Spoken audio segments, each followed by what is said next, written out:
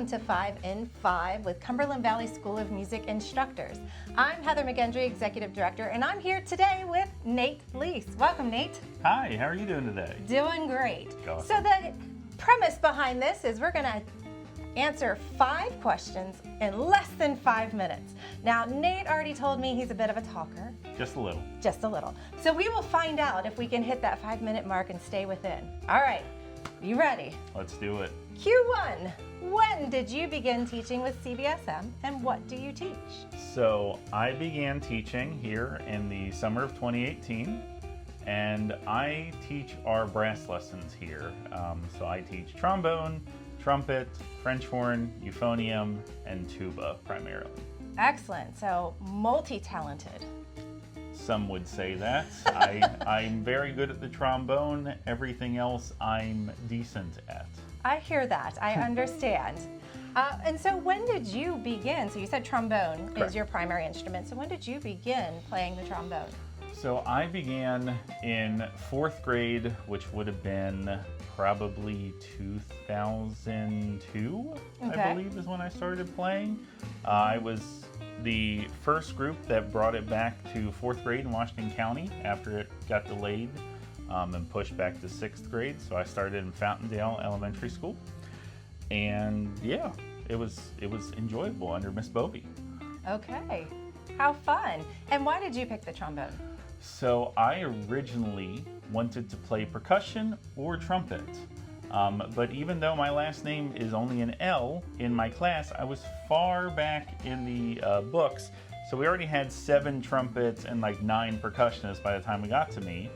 And Miss Bovey picked up a trombone, did the traditional, and I was sold.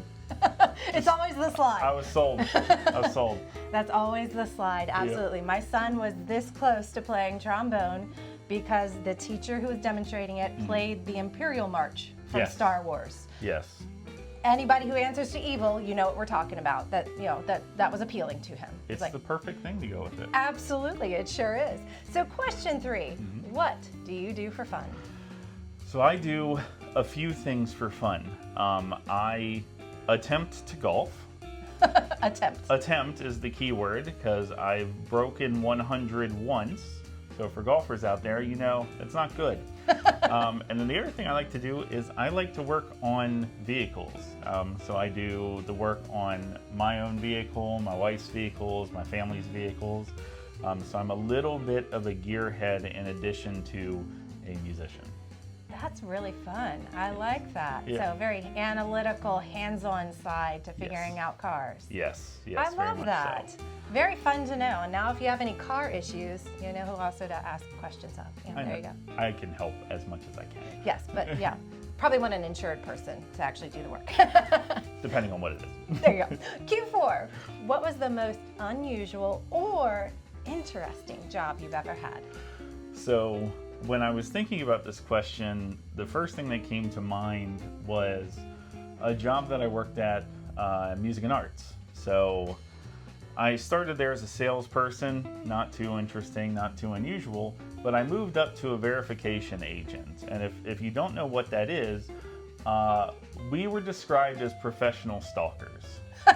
So we went to, if we got an order in that looked like it was fraud, it was our job to investigate whether or not it was fraud.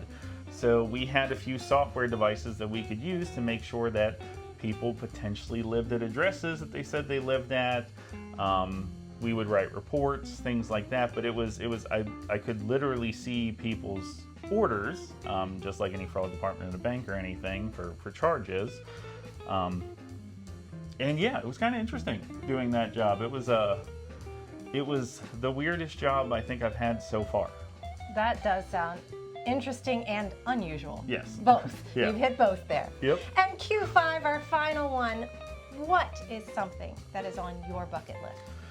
So probably one of the biggest things left on my bucket list that I want to do, musically speaking, is I'm trying to record a CD at some point.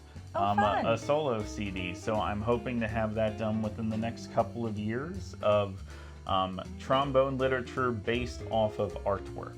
Oh, that sounds really intriguing. Yeah. Would there be an accompanying insert so people know what art to look at? Yes. So I actually commissioned a piece a few years ago based off a piece of artwork by a friend of mine. And there are a few other pieces out there. So each piece would have corresponding photography, sculpture, or painting, whatever it was based off of, included. That is such a fun and different idea. Yeah. I love that. So I hope that comes to fruition. Same. And definitely I'll be one of the first people checking it out. Well, Awesome. Thank you, Nate, for taking the time to answer our 5 in 5. And I hope you guys check us out with the next teacher. Bye. Thank you.